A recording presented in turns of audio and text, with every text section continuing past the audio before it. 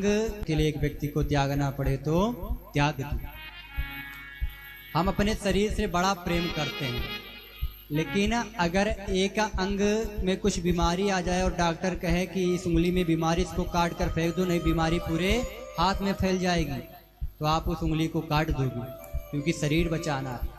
उसी प्रकार एक व्यक्ति को त्यागने से पूरे कुल की रक्षा हो रही हो तो उस व्यक्ति को त्याग देना चाहिए।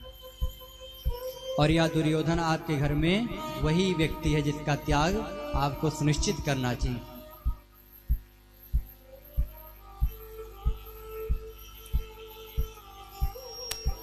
दुर्योधन को जब यह खबर पहुंची कि विदुर काका मुझे दोष बता रहे हैं, तो आग बबूला होकर के आया और विदुर काका को गालियां सुनाने लगा। अरे दासी पुत्र, मेरे टुकड़े पर पलता है, जिस पत्तल में खाता है उसी पत्तल में छेद करता है। दास्यः सुतम यदि बलिनेव पुष्टा, निकल जाओ हमारे राजमहल से। विदुर जी समझ गए अब मेरी आवश्यकता यहाँ पर नहीं है, और जहां रहो हमेशा महत्वपूर्ण बनकर रहो। देखो, धर्म कौरवों के पक्ष में भी है और धर्म पांडवों के पक्ष में भी है। पांडवों के पक्ष में धर्म के रूप में महाराज युधिष्ठिर हैं और कौरवों के पक्ष में धर्म के रूप में विदुर जी हैं। लेकिन अंतर क्या है कि पांडव के पक्ष में युधिष्ठिर जी धर्मराज हैं, उनकी हर बात को पांडव मानते हैं, लेकिन कौरव विदुर जी की किसी बात को नहीं मानते। विदुर जी समझ गए अब कौरवों को मेरी आवश्यकता नहीं है। तुरंत विदुर जी ने अपने धनुष बाण को द्वार पर रख करके चल दिए।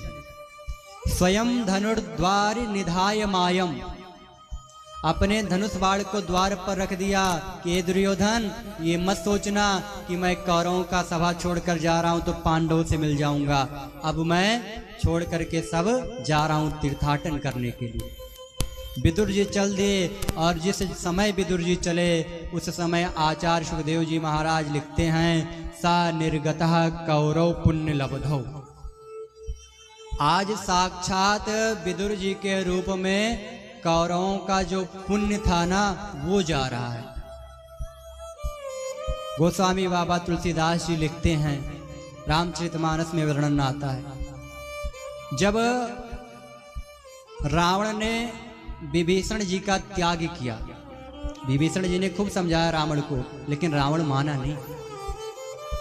और जब लात मार करके विभीषण जी को भगा दिया, उस समय गोस्वामी बाबा ने लिख दिया कि आज के बाद